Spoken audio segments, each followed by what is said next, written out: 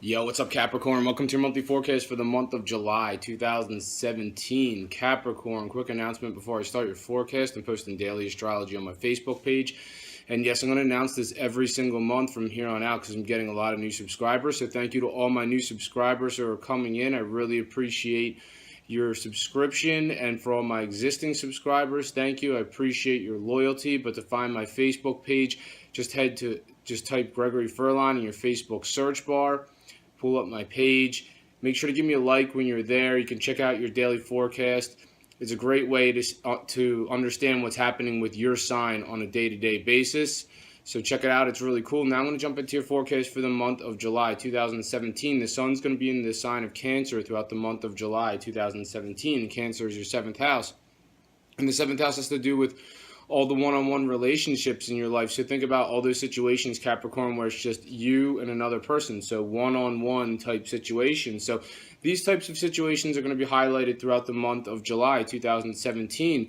And then when you think about specific one-on-one situations in your life, well, if you have a significant other, then potentially you're going to have more encounters with this person, or you're going to be interacting with this person more than you usually do throughout the month of July 2017. And if you're single, then I'm going to talk about some aspects throughout this forecast that are going to help you enter into a one-on-one relationship. If that's what you want, Capricorn, on the 22nd of July, the sun will shift into Leo, and Leo is your 8th house. That has to do more with your shared resources, your shared finances, and it has to do with your sex life too. So following July 22nd, you can expect a higher frequency of sexual encounters in your life. But those are the main themes for you, Capricorn, for the month of July 2017. Now I'm going to talk about some more specific major astrological events that are set to occur this month and what they mean for you. Right off the bat on July 1st, Chiron's going retrograde in Pisces, and Pisces is your 3rd house of communication. And Chiron's the asteroid that has to do with sensitivity. So it's an asteroid in our solar system, and in astrology it has to do with sensitivity, has to do with vulnerability, and it's retrograding. So retrogrades where the planet looks like it's going backwards. It's not really going backwards, but it looks like it is. What does that mean astrologically? Well, on July 1st, Chiron's going to start its retrograde, and it's going to do a retrograde all the way until December 5th. So R for retrograde, R for release, and this is in your area of communication. So this is releasing any outdated communication processes, Capricorn. So how do you communicate now? By the way you communicate now may be much different by the time Chiron's finished retrograding in your area of communication on December 5th. So that's when the retrograde is over. Now, Neptune is also retrograding in this area. So you have a double dose of Neptune's going to be retrograding in this area until the fall. So you have a double dose of 2 planets retrograding in this area of communication. So that suggests something significant about an old way of communication that's being released, which will eventually allow for a new way of communication to come in for you, Capricorn. On July 2nd, Mars is in Cancer. Cancer is your 7th house of your one-on-one relationships in your life. It's making an opposition to Pluto, which is retrograding in your sign. So with Pluto in your sign on July 2nd, it's like you're going to be really intensely focused on yourself.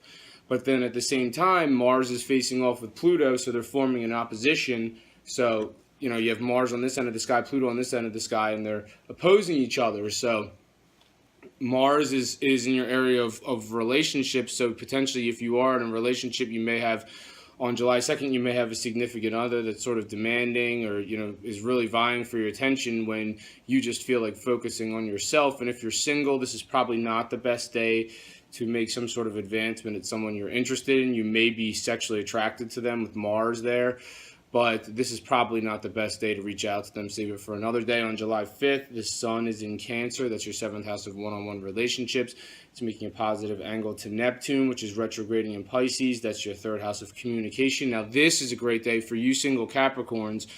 This is a great day for you to reach out to somebody that you're interested in. So you have a beautiful aspect between the sun and Neptune on July 5th, which is conducive for you. This is going to give you the ability to eloquently communicate to somebody that you're interested in. So if you're single, take advantage of this influence. If you are coupled up already, whatever exchanges you have, verbal exchanges you have between, or whatever communicative exchanges you have between you and your significant other, the process of you talking and in conversation is going to go really well on July 5th. On July 9th, there's a full moon in your sign, Capricorn, and it happens exactly at 12:07 a.m.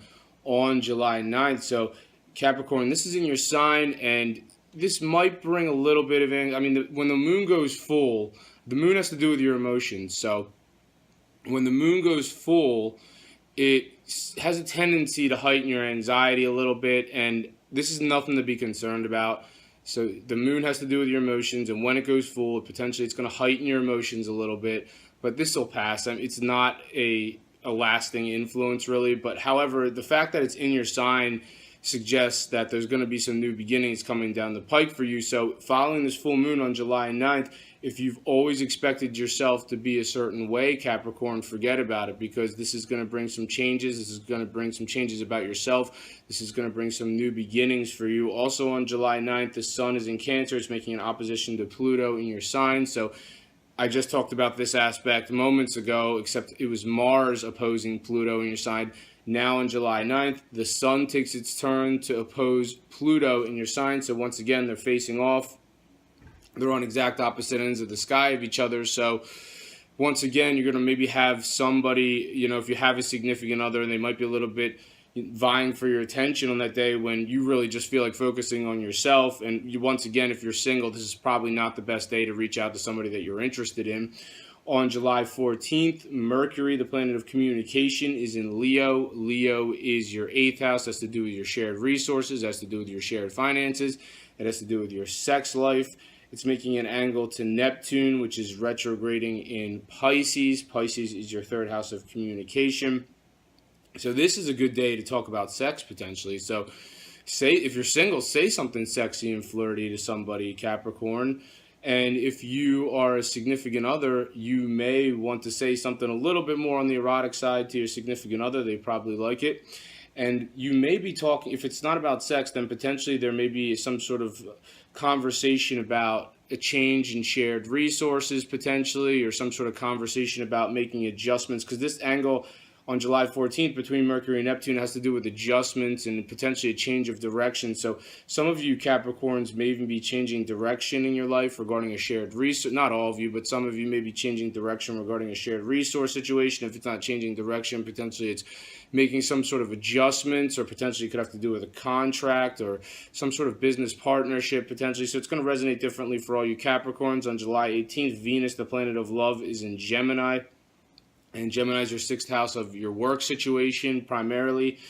And Venus is the planet of love, so expect love at work. It's making a positive angle to Jupiter, which is in Libra. Libra is your 10th house of career. So, Venus is also the planet of money. So if this doesn't have to do with romance, then potentially this is just a great day for your work, your career, and your money on July 18th, Capricorn. Now, for you Capricorns that are single, if you know anybody in the workplace that you're romantically attracted to, July 18th is a great time to let them know. On July 23rd, there's a new moon in Leo.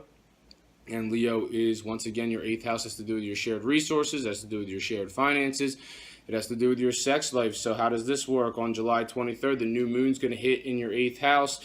And the 6 months that follow July 23rd, all these new developments are going to start coming down the pike regarding your shared resource situation, regarding business partnerships, potentially a new contract coming in for some of you following July 23rd, new business dealings, potentially new investments coming down the pike for you Capricorn in the 6 months that follow July 23rd, new stuff for your sex life. So if you're single, potentially someone entering your life for sex following July 23rd, Capricorn. So, and if you are coupled up, then, maybe you're just going to be changing things up sexually. You're going to try something new sexually, potentially, following the 6 months that follow July 23rd. On July 26th, Venus, the planet of love, is in Gemini.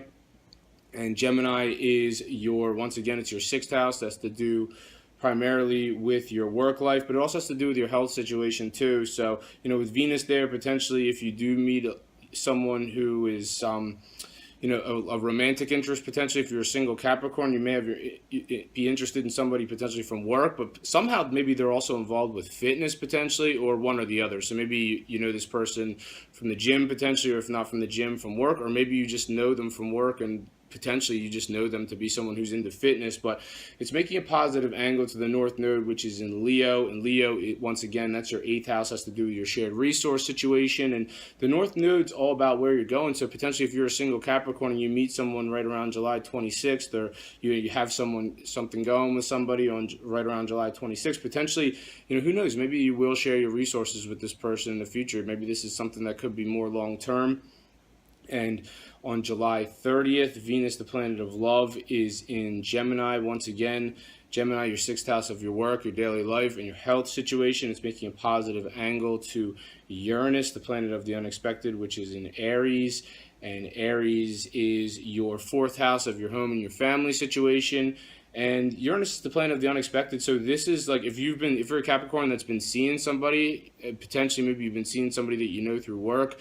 Maybe they have their own place or you have your own place. It sounds like a great day to maybe invite them over to your place, and potentially it could lead to a romantic encounter. And if you are a Capricorn that's coupled up, this is just a great day for your home life, your work, and for your love life on July 30th. I think that's all I have for you this month, Capricorn. Thank you for watching this video. If you've enjoyed it, make sure to subscribe, share, and like.